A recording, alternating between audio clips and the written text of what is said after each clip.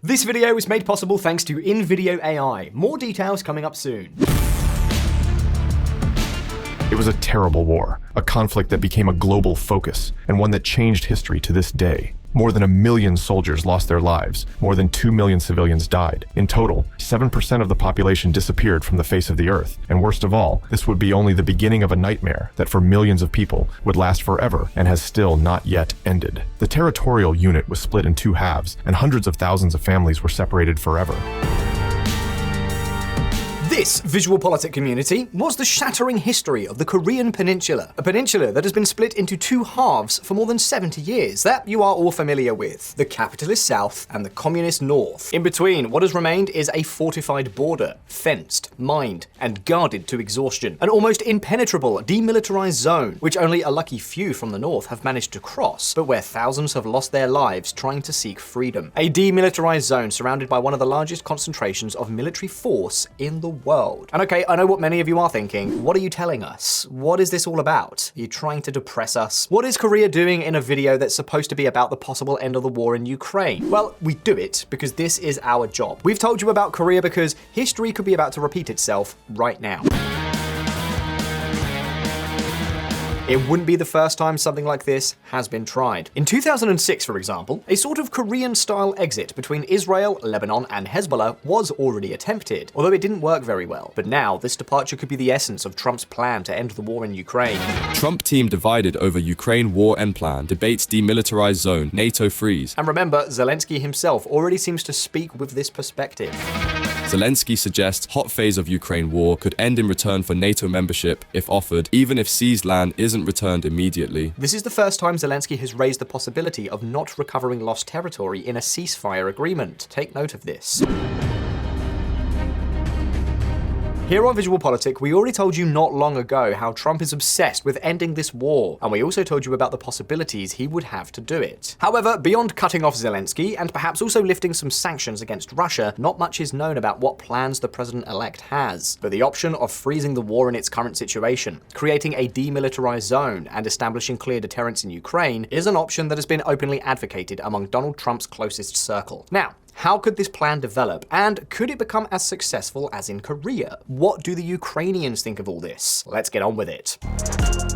As someone who's been creating YouTube videos for years, I can tell you that a lot happens behind the scenes. Recently, we discovered a tool that has transformed how videos are made. InVideo AI, soon launching its newest version, InVideo AI V3. InVideo AI V3 isn't just any update. It comes with powerful generative capabilities, allowing you to express or communicate your ideas in the form of stunning videos, just like we do. The kind you've always wanted to create. The kind you'd be excited to share within your peers, in the most seamless, intuitive way possible, irrespective of whatever skill level you are at. Let me show you an example of what it can do. Simply ask InVideo, for example, to create a 30-second ad video for YouTube about a cola drink, but strawberry flavored, using wide cinematic shots and close-ups of the product from time to time. Cola strawberry. A flavor explosion that'll make your taste buds dance. Every sip is a journey to strawberry fields. But it doesn't stop there. InVideo AI V3's generative media can create anything you can think of, from dramatic storylines to product ads, educational content, and more. Unlike traditional video tools with steep learning curves that only solve for parts of your video creation process, InVideo removes all friction, letting users focus entirely on their vision and their idea. With features like voice cloning to narrate videos in your own voice, InVideo AI V3 truly stands out as the ultimate video creation tool. And here's the best part. You can try InVideo AI for free. But if you want to use their generative capabilities, we highly recommend that you go for the generative plan that starts at $96 a month. It's the one that I have, and it gives you the most bang for your buck with 15 generative minutes. This will save you hundreds of dollars that you would otherwise spend on editing, animating, and other production costs. If you're already an InVideo user, you can simply go to the add-on section and buy generative seconds. Now, back to the video. Trump imitating Korea. When visiting Korea, there is one very frequent stop. I'm talking, of course, about the Joint Security Area. You know, where those blue huts that separate the two Koreas are, and where Donald Trump met with Kim Jong-un for the first time, and where, by the way, he became the first American president to technically set foot on North Korean soil. Even so, this is just one of the many points along the 240-kilometer border between the two countries, an area that is completely fenced off, guarded by thousands of South and North Korean troops, and a zone that is a veritable minefield. In fact, it's estimated that there are approximately 1 million mines scattered along this frontier. Well, the Trump team seems to have a similar landscape in mind for the future of Ukraine and Russia.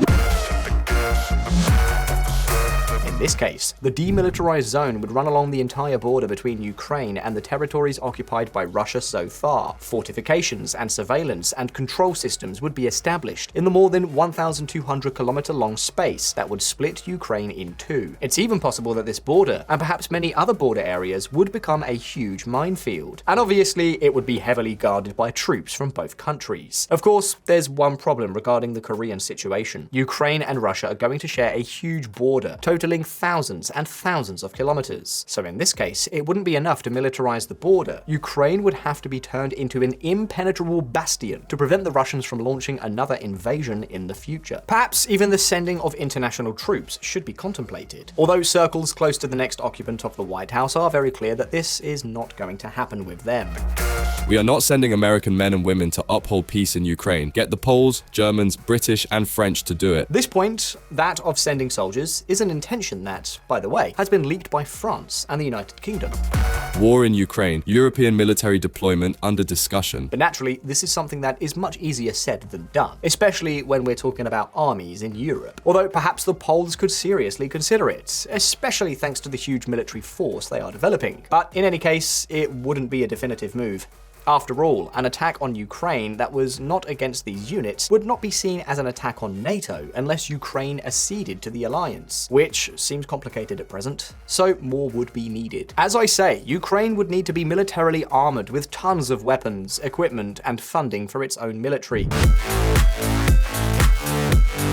In any case, this is a plan that might appeal to Trump. In his head, he could handle it like this. We end the war. Russia gets the occupied territories, we sell a lot of weapons to Ukraine to militarize the border, and best of all, a large part of the bill will be paid for by the Europeans. We will do business with the euros they will send us to supply Ukraine. We could demand that. And the truth, under the circumstances, it wouldn't be such a bad thing. A peaceful, well-armed Ukraine with a tightly closed border with Russia could gradually attract foreign investment, particularly if it does things right. Of course, the problem for Ukraine is that it would have to rely on the fact that after agreeing to a ceasefire, international aid will actually continue to arrive. And knowing the Europeans, that cannot be taken for granted. But of course, Zelensky will have no choice but to negotiate. Not least because the Republicans have already said that for now, they won't send anything else to Ukraine. So a Korean-style exit might be the best that the Ukrainian president can get at the moment. But why would the Russians accept this potential exit? If at the end of the day, Trump is already going to cut Zelensky off, why would they be willing to accept Ukraine falling forever under the influence of the West?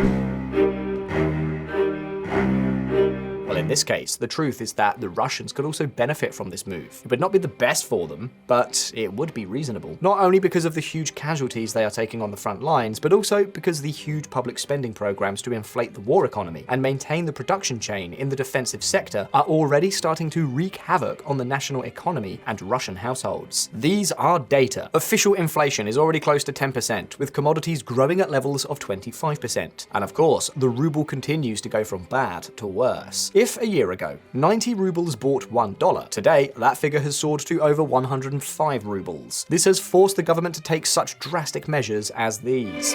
Russia raises interest rates to 21%, its highest in decades. And, most importantly, let's not forget, Putin could sell this exit as a triumph. You can imagine the propaganda. Ukraine, in the end, has had to give up. The West, exhausted, has been forced to call for a ceasefire. Our enemies have asked for clemency, and we have also made the motherland Russia grow. True, Putin has not conquered all of Ukraine. nor has he brought it under control as he intended. But at least he would have gained enough territory to sell it as a successor home. The first step to reviving the Novorossiya of Catherine the Great. That is, the territories of southeastern Ukraine that in the 18th century were integrated into the Russian Empire after being conquered from the Ottoman Empire. By the way, recovering this land has been an old dream of Moscow. And as if these reasons were not enough, we also encounter the threat of Trump. Either you sit down to negotiate, or I start financing Ukraine like never before. Or at least that is what some analysts claim is being said within the president's entourage. The truth, here we are a bit more skeptical, but you never know. The thing is that, for all this, the Russians might also have to stomach this roadmap. Of course, the Korean exit is just a hypothesis. And the problem is, you know how these things tend to go. A lot is promised, and then there is a risk that it all comes to nothing. Of course, this is something the Ukrainians know all too well. The ceasefire, if it was with a Korean-style exit plan, could be good news for Kyiv. At least not a disaster. However, if that does not materialize, at the end of it all, Ukraine would be back to square one after much destruction, a lot of casualties, and with 20% less territory. Worse, the country could be left out in the cold, because Trump's proposal appears to have yet another pillar. Check it out. Trump team mulls postponing Ukraine's NATO membership for at least 20 years. This is the big risk that Kyiv wants to avoid at all costs. Of course, Russia has already bypassed the Budapest Memorandum of 1994, so why shouldn't it do the same this time? Because even on the border between the two Koreas, the reason things haven't got out of hand is because every time there's been a crisis, the United States has intervened in one way or another. In 1976, for example, Washington had to send in B-52 bombers, among a bunch of other planes and helicopters, to deter the North Koreans. Well, because of that, and because the South Korean military has enormous firepower. Without all that, Ukraine would have nothing to stop Moscow. And that's not all. If the exit is not Korean style, the constant security threats from Russia would also cause enormous damage to Ukraine for another reason. Its accession to the European Union would become much, much more complicated. Even more complicated than it is already. Because, don't forget, Ukraine still has many problems to solve. A weak rule of law, rampant corruption, widespread general poverty. Not to mention that when push comes to shove, not many European countries would be willing for Ukraine to join the EU club. Given its level of poverty and its huge agricultural sector, it would be a huge drain on EU funds. And since the funds are not unlimited, that would mean that they would have to put up a lot of money. Well, if this already makes it difficult to imagine Ukraine's accession to the European Union, a false start from the war would make accession to the Union completely unfeasible. Precisely for this reason, all Zelensky's steps are now focused on one thing: to ensure that the exit from the war does not leave them out in the cold. And, as we've said, a Korean exit is probably the best option they have left. Now, having said that, the question is, what do the Ukrainians themselves think of all this? Well, let's take a look. Ukraine does not agree.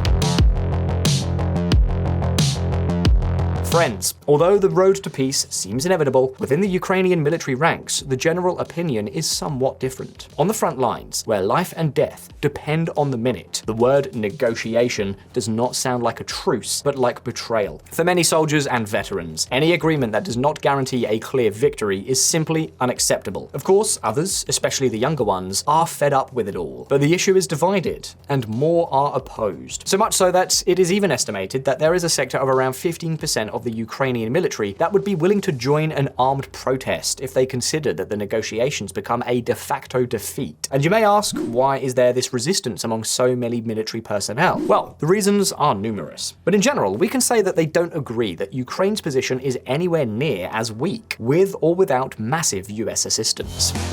This is not the most optimistic moment for Ukraine, but no military catastrophe has occurred. This war is not lost. Ukrainian officials know that the Russians have been gaining ground for months, but they also know that they are doing so with huge troop losses, which is basically what explains how nervous Putin seems to be in recent days.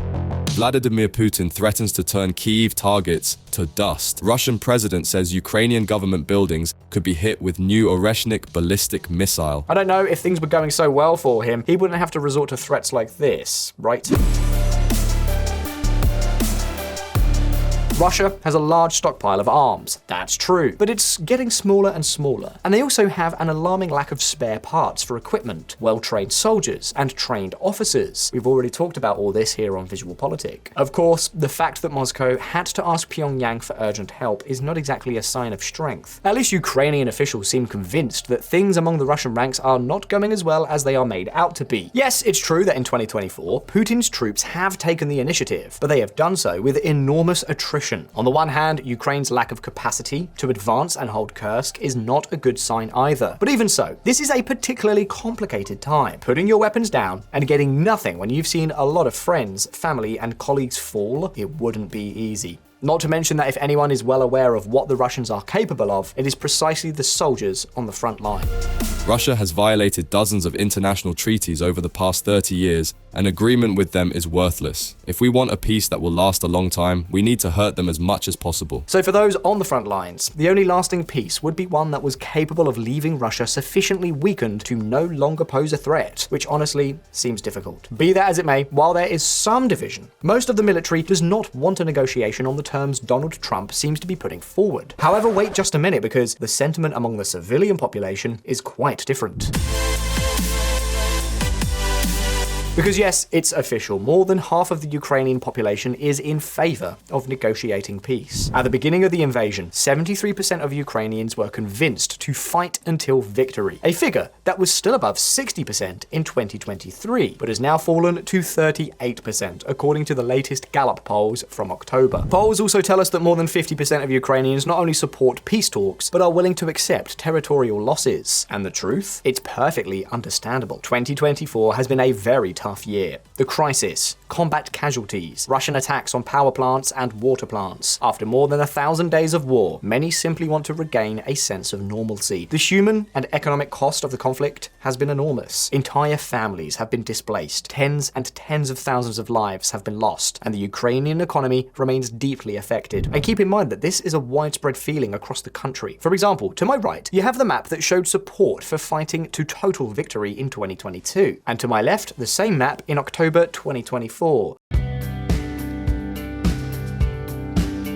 Things, as you can see, have changed a lot. The civilian-military gap is significant. A gap that has grown particularly in 2024 as a result of the freezing of the front. Because of course, Western support in 2024 has been full of holes. And in the end, the feeling is that we are facing a dead end. So what does all this tell us? That the Ukrainians themselves this time support the negotiation. But as you can see, that negotiation could have two very different outcomes. One in which the country is completely sold out again, which would probably condemn it to uncertainty, poverty, and constant fear, or a Korean-style exit where there would be a future, and with Trump in the White House, it seems that Europe would have to do most of the work. The question is, will Brussels be up to the task? Ukraine will need a lot of money, and above all, a lot of weapons to armor its new position as a country. And don't forget, weapons made South Korea viable, and also made Israel have a future, despite being surrounded by enemies. So perhaps Zelensky's #1 priority is no longer strictly in the war, but in the day after the war. But let me repeat the question. Will Brussels be up to the task? Will Kyiv be able to get the West to support them in a decisive way so that the country can have a future? What do you think they need in order to secure their borders? Leave us your impressions in the comments and let's start a debate. And now if you found this video interesting, don't forget to like and subscribe to VisualPolitik if you haven't already done so. Thank you very much for watching. All the best. I'll see you next time.